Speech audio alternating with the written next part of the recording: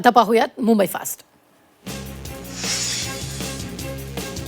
शिवसेना पक्ष चिन्हाबाबत उद्या पुन्हा एकदा सुनावणी होणार आहे. आजच्या सुनावणीत कपिल सिब्बल यांनी जोरदार युक्तिवाद केला. विधिमंडळ पक्षातील फुटीची संकल्पना कायद्याला मान्य नाही असं युक्तिवाद करत सिब्बल यांनी थेट घटनेच्या 10व्या कलमाचा दाखला दिला. दिल्लीत केंद्रीय मंत्रिमंडळ विस्ताराची चर्चा रंगली. येत्या आठवड्यातच मंत्रिमंडळ विस्तार होणार असल्याची माहिती सूत्रांनी दिली. भाजपची नवी राष्ट्रीय कार्यकारिणी नुकतीच जाहीर करण्यात आली. या कार्यकारिणीतील यादीमुळे उलटसुलट चर्चा रंगल्यात आणि या यादीत केंद्रीय मंत्री पियुष गोयल यांना भाजपच्या कोषाध्यक्षपदाची जबाबदारी देण्यात आली. भाजप आणि शिंदे गटात दरी वाढत चालली अशी टीका संजय राऊतांनी केली. त्यामुळे शिंदे वारंवार दरे गावात जातात असाही टोला संजय राऊतांनी लगावला. ठाण्यात भाजप शिंदेमध्ये सुरू असलेल्या सुप्त संघर्षावरून राऊतांनी डिवचले. काँग्रेस नेते विजय वडेट्टीवार यांनी सरकारवर गंभीर आरोप केलाय. कुंभमेळ्याच्या कामात भ्रष्टाचार झाल्याचा आरोप वडेट्टीवारांनी केला. तसंच कंत्राटदाराला पैसे दिले जात नाही, पैसे मिळत नसल्यानं कंत्राटदार काम करत नाही तसा आरोपही त्यांनी केला. वंदे मातरमवरून काँग्रेस नेते विजय वडेट्टीवार आणि भाजपच्या नेत्या चित्रा वाघ यांच्यात जुंपली. भ्रष्टाचारी नेत्याची बायको राहुल गांधीवर बोलते अशी टीका वडेट्टीवारांनी चित्रा वाघ यांचं नाव न घेता केली आहे. तर वडेट्टीवारांच्या टीकेला चित्रा वाघ यांनी जोरदार उत्तर दिलंय. वडेट्टीवारांना कोर्टाच्या निर्णयाची प्रत पाठवणार असं वाघ यांनी म्हटलंय. ठाण्यातील एका कार्यक्रमात निमंत्रण असूनही भाजपचे काही लोकप्रतिनिधी गैरहजर होते. या गैरहजेरीबाबत बोलताना मराठीवर प्रेम असलेले लोक कार्यक्रमाला आले होते असं परिवहन मंत्री प्रताप सरनाईकांनी म्हटले. त्यामुळे पुन्हा एकदा भाजप शिवसेनेत अंतर्गत वाद असल्याची चर्चा सुरू झाली. एकनाथ शिंदे काँग्रेसमध्ये प्रवेश करणार होते, मात्र काँग्रेसच्या काही नेत्यांनी त्यांना पक्षात येऊ दिलं नाही असा मोठा दावा काँग्रेस नेते हुसेन दलवाई यांनी केला. शिंदे यांचा काँग्रेसमध्ये प्रवेश जवळपास निश्चित झाला होता असं दलवाई यांनी म्हटलंय. हुसेन दलवाई यांच्या विधानानं राजकीय वर्तुळात चर्चांना उधाण आलं.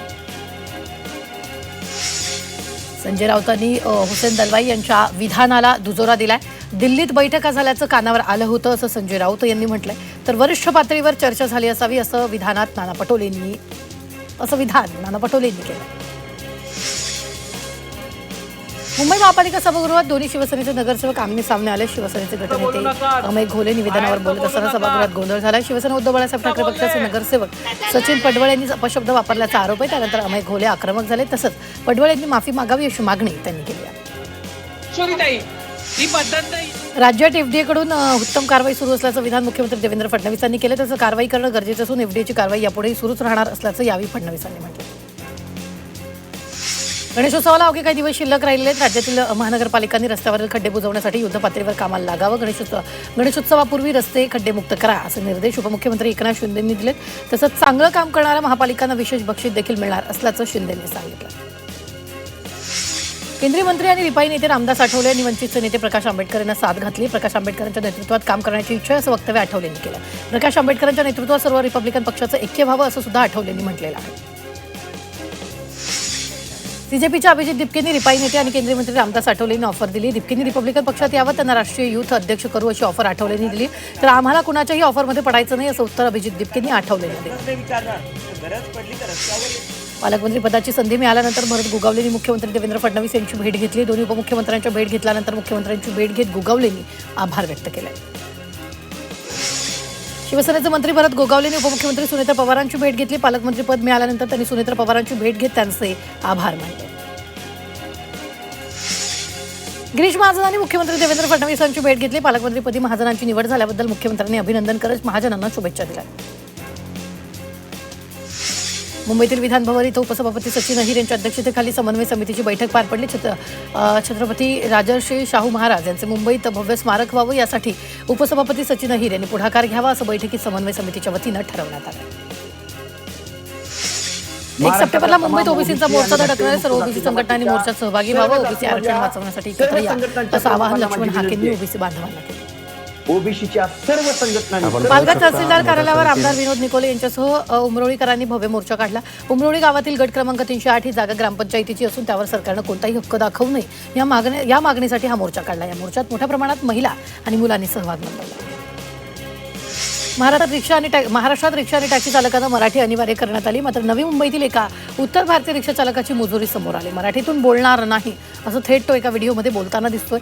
मुंबईत पैसे कमावणार पण मराठी बोलणार नाही असं थेट आव्हान त्यांनी सरकारला दिलं. कल्याण तळोजामधील नागरिकांनी पाण्यासाठी सिडकोवर मोर्चा काढलाय. पाणी द्या नाहीतर सिडकोची घरं परत घ्या अशी मागणी स्थानिकांनी केली. तळोजामध्ये पावसाळ्यातही पाण्याची समस्या कायम आहे. टँकरनं पाणी पुरवठा होत आहे, मात्र पाणी मुबलक नाही. सिडकोनं 5 वर्षापूर्वी घरं दिली, मात्र अद्यापही पाण्याची समस्या कायम असल्यानं नागरिक आक्रमक झाले. एअर इंडियाचे 2 वैमानिक प्राथमिक ड्रग टेस्टमध्ये नापास झाले. प्राथमिक ड्रग टेस्टमध्ये एअर इंडियाच्या 2 वैमानिकांचे नमुने संशयास्पद आढळले. हे नमुने पुष्टी करण्याच्या दृष्टीने प्रयोगशाळेत पाठवण्यात आले. राज्यातील गूळ उद्योगाला स्वतंत्र कायद्याच्या चौकटीत आणण्याच्या हालचालींना वेग आलाय. साखर आयुक्तालयानं कायद्याचा मसुदा शासनाकडे पाठवलाय. शासनानं काही दुरुस्त्या सुचवल्या असून यावर या आठवड्यात बैठक होणार.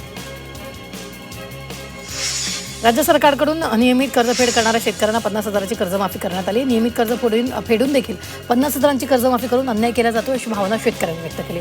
याबाबत उपमुख्यमंत्री सुनेत्र पवार, कृषी मंत्री दत्तात्रय भरणे यांना निवेदन देऊन 2 लाखांपर्यंत कर्जमाफी द्यावी अशी मागणी केली. ठाण्यातील मानपाडा परिसरातील जमीन विकास आराखड्यातील आरक्षणात मुक्त करण्याचे आदेश मुंबई उच्च न्यायालयानं पालिकेला दिले. संबंधित जमिनीचं संपादन न करता किंवा विहित मुदतीत आवश्यक कारवाई न करता ती जमीन अनिश्चित काळासाठी आरक्षित ठेवता येणार नाही असं न्यायालयानं हा आदेश देताना स्पष्ट केलं.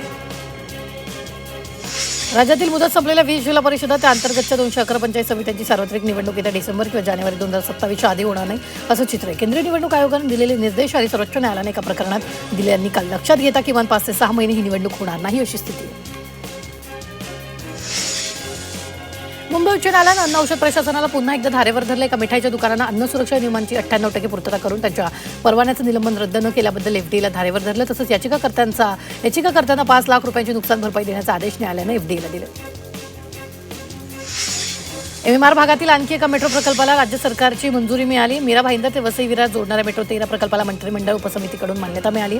मेट्रो प्रकल्पासाठी एकूण 17,725 कोटी मंजूर करण्यात आले. तुळशी टनेल बोरिंग मशीनद्वारे गोरेगाव मुलुंड जोड रस्त्याच्या 5.5 किमी दुहेरी बोगद्याचं खोदकाम सुरू आहे. प्रकल्प पूर्ण झाल्यावर पूर्व पश्चिम उपनगरातील प्रवासाचा वेळ 20 मिनिटांपर्यंत कमी होणार आहे.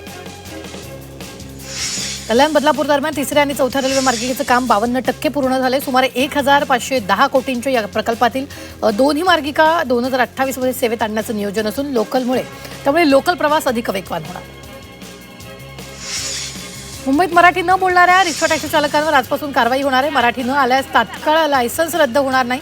तर मराठी न येणाऱ्या चालकांना परिवहन विभाग 1 महिन्याची नोटीस देणार आहे. त्यानंतरही मराठी न आल्यास 3 महिन्यांसाठी चालकाचा परवाना निलंबित करण्यात येईल. सणासुदीच्या काळात देशात मोठ्या प्रमाणावर रोजगारीच्या संधी निर्माण होणार आहे. सुमारे 3.25 लाख तात्पुरत्या नोकऱ्या उपलब्ध होण्याची शक्यता आहे. नवीन नोकऱ्यांमुळे प्रामुख्यानं कामगारांसाठी अतिरिक्त पर्याय खुले होते. पश्चिम रेल्वेनं जर्मन नैनो तंत्रज्ञानाचा विस्तार केला. स्थानकावर गुटखा पान मसाला खाऊन थुकल्यामुळे पडणाऱ्या डागांना आळा घालण्यासाठी या तंत्रज्ञानाचा विचार केला. माटुंगा रोडनंतर दादर मुंबई सेंट्रल खार स्थानकावरही विशेष अँटी स्ट्रेन कोटिंग करण्यात येणार आहे.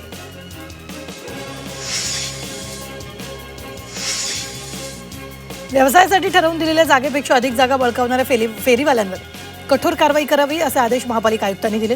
तसंच फेरीवाल्यांनी निश्चित जागेतच व्यवसाय करावा, अतिक्रमण करू नये असं स्पष्ट करण्यात आलं आहे.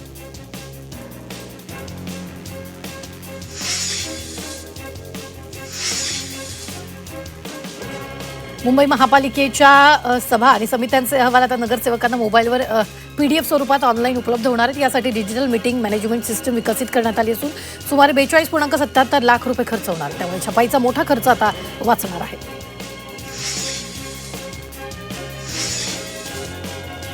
मुंबई महापालिकेने 244 कोटी रुपयांचा प्रकल्प हाती घेतलाय. पाणी गळती आणि दूषित पाण्याची समस्या दूर करण्यासाठी हा प्रकल्प हाती घेण्यात आलाय. प्रत्येकी 6 वॉर्डात जलवाहिन्यांची दुरुस्ती, सेवा जोडण्याचं नूतनीकरण आणि झडप कक्षाची कामं केली जाणार आहेत. कुलाबा ते सिर्ज मेट्रो रेल्वे मार्गावरील 27 स्थानकांच्या सभोवताली 500 मीटर परिसरात विविध सुधारणा करण्याचं काम राज्य सरकारनं मुंबई महापालिकेवर सोपवलेलं आहे आणि या कामाची अंमलबजावणी MMRCL करणार असून 702 कोटींचा निधी मुंबई महापालिका देणार आहे.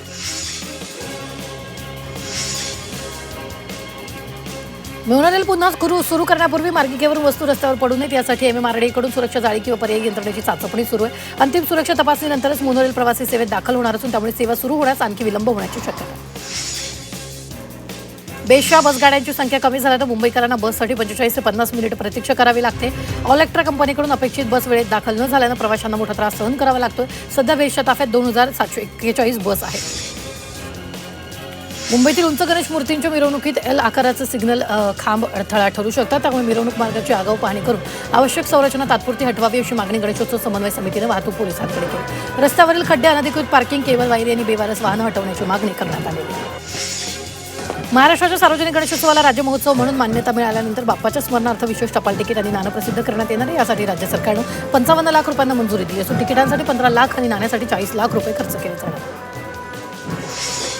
पर्यावरणपूरक गणेशोत्सवासाठी मुंबई महापालिकेने गणेश मूर्तिकारांना आतापर्यंत 3000 लिटर इको फ्रेंडली रंगाचं वाटप केलं. 26 वॉर्ड कार्यालयामार्फत 6 रंगाचं वितरण करण्यात आलं असून यापूर्वी शाडूच्या मातीचंही वाटप करण्यात आलेलं आहे. गणेशोत्सवाला युनेस्कोच्या जागतिक वारसा यादीत स्थान मिळावे यासाठी राज्याच्या सांस्कृतिक कार्य विभागानं कंबर कसली.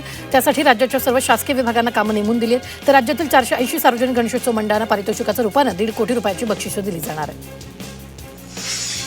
बाप्पाच्या समुद्रातील विसर्जन स्थळावर आता ओहोटी रेषा दाखवणारे सिग्नल बसवण्यात येणार आहे. यामध्ये मुंबईतील 21 विसर्जन स्थळांवरही मार्गदर्शक तरंगती चिन्ह बसवण्यात येतील. यामध्ये मुरिंग यंत्रणा आणि सोलर दिवेही बसवण्यात येतील. याबाबतचा प्रस्ताव आगामी स्थायी समितीत मंजुरीसाठी मांडण्यात येणार आहे. केंद्रीय क्रीडा मंत्रालयाने राष्ट्रीय पुरस्कार 2025 जाहीर केले. त्यामध्ये खेळाडू तेजस्विनी शंकर, बुद्धिबळपटू विदित गुजराती आणि दिव्या देशमुख तसंच बॅडमिंटन जोडी गायत्री गोपीचंद आणि ट्रिसा जॉली यांची अर्जुन पुरस्कारांसाठी निवड करण्यात आली.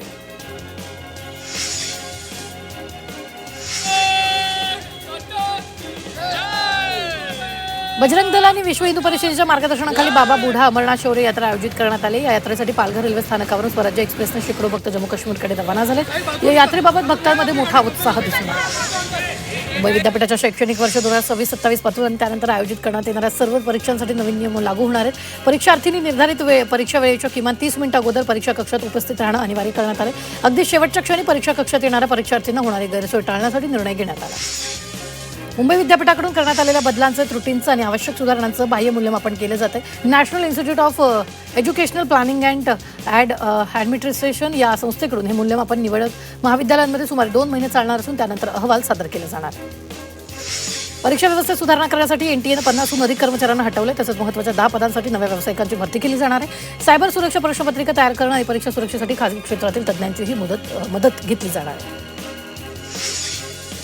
मुंबई आणि उपनगरात पुढील 2 दिवस हलक्या ते मध्यम स्वरूपाच्या पावसाच्या सरी पडण्याची शक्यता आहे. मुसळधार पावसाचा जोर ओसरला असून अधूनमधून ऊन सावल्यांचा खेळ सुरू राहण्याचा अंदाज हवामान विभागानं वर्तवला.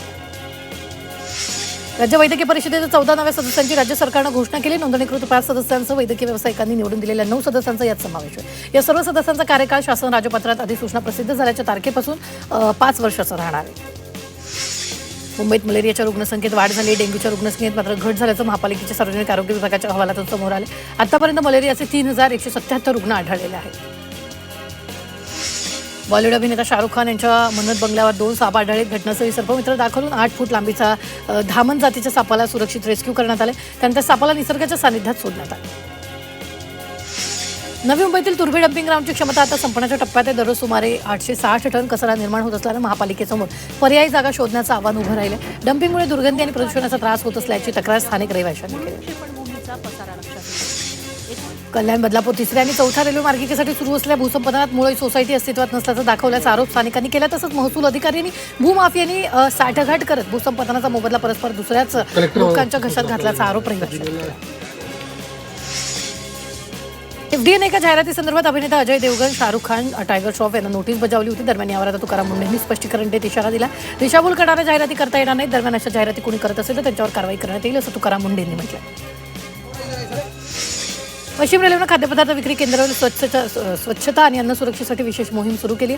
महिना अखेरपर्यंत 300 तपासण्या करण्याचं नियोजन असून खाद्यपदार्थ आणि पाण्याचे नमुने तपासले जात आहेत. जून अखेरपर्यंत 914 कॅटरिंग युनिटची खोलवर स्वच्छता करण्यात आली असून 1587 किलो कचरा हटवण्यात आला. राज्यात वीज चोरीविरोधात सुरू असलेल्या मोहिमेत गेल्या 4 महिन्यात 19,599 वीज चोऱ्या उघडकीस आल्या. यापैकी जुलैमध्ये 11,032 प्रकरणं समोर आली. एकूण 15,965 प्रकरणात 30 कोटी 36 लाख रुपयांची वीज चोरी झाल्याचं आढळलं. कल्याण पूर्वेतील पत्रीपूल परिसरात एकावर धारदार शस्त्रानं वार करण्यात आला. एका तरुणाचा 4 ते 5 जणांच्या टोळीसोबत वाद सुरू होता. संबंधित तरुणाचा भाऊ वर्मांशू एक वाद सोडवण्यासाठी मध्ये गेला असता त्याच्यावर टोळक्यानं प्राणघातक वार केला. उल्हासनगर 3 मधील सेक्शन 17 परिसरातील 2 ते 3 तरुणांनी लोखंडी सळ्यांनी उभा वाहनाची तोडफोड केल्याची घटना घडली. दिवसाढवळ्या किमान 3 कार आणि एका मालवाहू रिक्षेचं नुकसान झालं. वारंवार होणाऱ्या गुंडगिरीमुळे नागरिकांमध्ये भीतीचं वातावरण. मीरा भाईंदर शहरात बेदरकारपणे आणि भरधाव वेगानं वाहन चालवण्याचा धक्कादायक प्रकार समोर आला. जेपी रोडच्या पाठीमागील रस्त्यावर एका भरधाव वाहनानं रस्त्याच्या कडेला उभ्या असलेल्या काही नागरिकांना धडक दिली.